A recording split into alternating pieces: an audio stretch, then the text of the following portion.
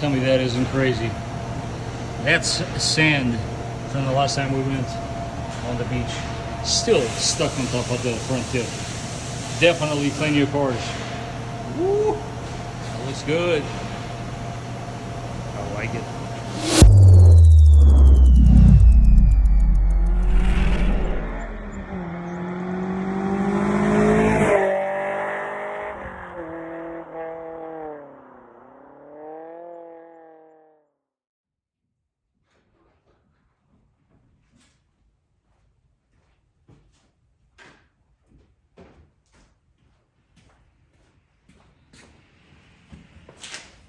Ladies and gentlemen, welcome back to the channel. This is the Vikings garage. And on today's episode, I'm going to do my very best to not make it boring. Because after all, this is a 50,000 mile review on a 4Runner. What could potentially go wrong? Actually, maybe I should just start there. If you follow me on social media, then you know exactly what I'm about to tell you. Unfortunately for me, I was one of those affected by a TSB, which of course I'll place on the corner of the screen here, will at very cold temperatures give you a noise from the front diff. It's known as the cycling noise, groaning noise. It's a strange way to describe the noise, but it's a noise nonetheless. It's a noise that you will only experience at very cold temperatures. When I say cold, it was -7 the one time, as in Fahrenheit, guys. And the other time was, I think, 0 or -1. And I could hear it. It has something to do with the tolerances that were applied to the diff internally from the factory, which were clearly the wrong tolerances and create a little bit of problem, especially cold temperatures. I'm not alarming or trying to alarm everybody to go ahead and go to the dealer to get a diff replaced. It's not like that, guys. Please bear with me and hear me out. It only affected 2021s and 2022s to my knowledge. I'm going to go ahead and grab my notebook so I don't say anything wrong. So 2021 to 2022, it is from speeds of 30 to 50 miles an hour at very, and I mean very cold temperatures. You have to really know your vehicle to know that the noise is there, and I sure enough know it very well, and I could hear it very much so. And a very easy way to diagnose it is you throw the vehicle in 4-wheel drive and that noise should disappear. If that's the case, then chances are your front diff has a little bit of noise that is being caused by the wrong gaps within the gears, I suppose. Again, I don't have all the details, so I don't want to say the wrong thing. But there is indeed a stamp on each and every single one of these differentials with a date. And if it is an April 11th of 2022 and older, as into the 2021s, then it is affected. Otherwise, this does not apply to you. But let me show you guys some footage that I took from that day. So this is one of those that I guess wouldn't be fair not to share with you guys. My 4Runner is getting a front differential. Unfortunately, it did develop a noise. It is still very much covered under warranty, but I do have to say it is not a common thing whatsoever. So do not get alarmed, guys. There is a date over there, and if they fall within a certain date, then you gotta check them. So this one obviously is a little newer, and hopefully internally there is nothing funky with this one. But how crazy is that I'm still over here dropping all sorts of sand from the last time that I went down the shore.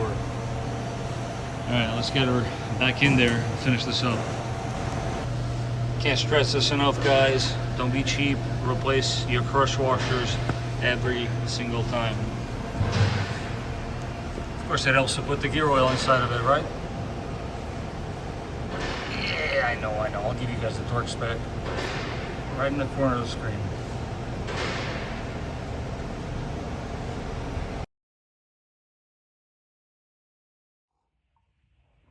Now that we got the important stuff out of the way, let's focus here on maintenance, because at the end of the day, guys, that is all that's been done. There's not much to it. There are a few highlights here and there, but what I'm going to go ahead and do right now is give you guys the blueprint to how I service the vehicles. It is not the way Toyota tells you to do it. That is the way I do it. So here we go. Controversial topic, oil changes, 5,000. Change them every 5,000. I actually went ahead now, and because you guys were so harsh on me, I said, you know what, they make a very fair point, and I do replace the oil filter with every oil change now. Synthetic, and I do like to use Pennzoil if anybody's interested on what I do use. I like Pennzoil. The motor oil geek has got me into it. I like the stuff that he's providing out there, so I want Pennzoil. Tire rotations at the same time as oil changes every 5,000. I do have a list here, so I don't want to like look away from the camera, but I want to make this very easy and accurate for you guys because I checked all my records. I know more or less how I do things, but I want to be accurate here. The wipers, I have replaced them once. I replaced them, I think it was at 30,000 miles. I'm probably going to be due as soon as I hit 60 again. So it's just kind of the way I do it. I do keep them OEM. I replaced the insert only. If you haven't seen that video, you should go check it out. Super easy to do. Engine air filter, I've replaced it twice. I replace my engine air filters every 25,000 miles. Funny enough, I've replaced the cabin air filter twice as well because I've had this vehicle for 2 years and 50,000 miles, you do the math. So cabin air filters always, regardless of the mileage, excuse me, I should say, always once a year. I do it right before spring. Along with the engine air filter, I clean my throttle body every time. Again, if you follow my maintenance series, I show you how to do that. All of my fluids, except for one, and I'll show you in a second what I'm talking about. I have replaced all of my fluids once already. I do them every 30,000 miles, guys. That's just the way I do it. The only exception here is the brake fluid. Not only was this information provided to me by some of the instructors in school, but by some of the engineers that I've spoken to throughout the years. Your brake fluid, in case you did not know, from factory is the best fluid that vehicle could possibly have. It's a synthetic blend that is specifically designed for Toyota. They put it there for a reason, and I think you're doing yourself a this favor by flushing it, now hear me out, earlier than 5 years, which mine is not, or before 60,000 miles. The brake fluid, as I'll show you right now on my vehicle, does not yet need to be replaced. Check it out.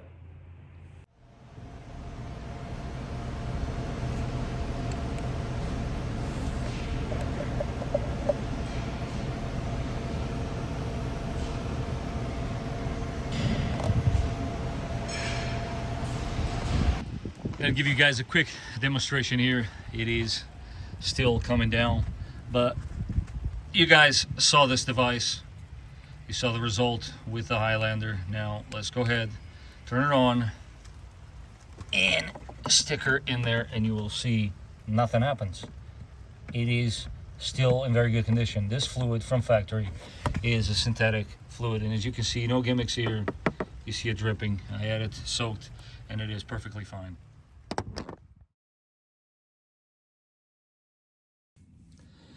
And other than that, guys, the only thing here to add is the brakes. I have taken a little bit of footage because, again, you guys should check out the video. I've made a complete video showing you how to do your fronts and then your rears. Although it is in an FJ Cruiser, it's the exact same thing.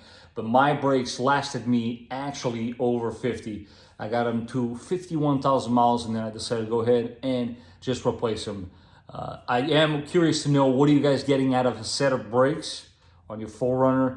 As we all know, the front brakes don't last very long, but somehow I managed to get 51,000 miles. My average with the red 4Runner was also between 35 and 40, but somehow I managed to get 51,000 out of this one. Check out the footage I got for you guys. I think I share a little bit of an update.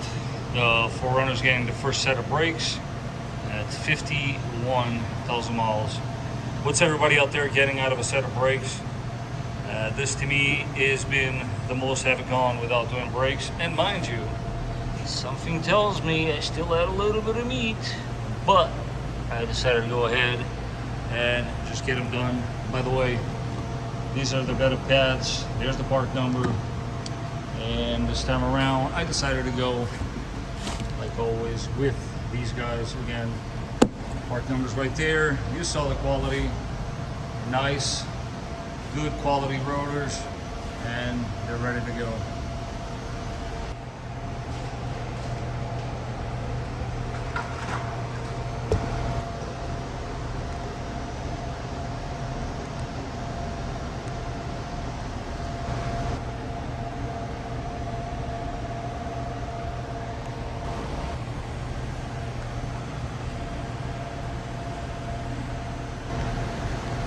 And now the top tip, guys, don't go cheap with these pins. Don't even reuse them. Go ahead, get yourself a new set. Because oftentimes, some of these guys, what they do is they clean these off in the grinder. And what that does is that takes that shiny coating that they have, and before you know it, they actually rust quicker and they start binding. You do not want that, so replace the pins.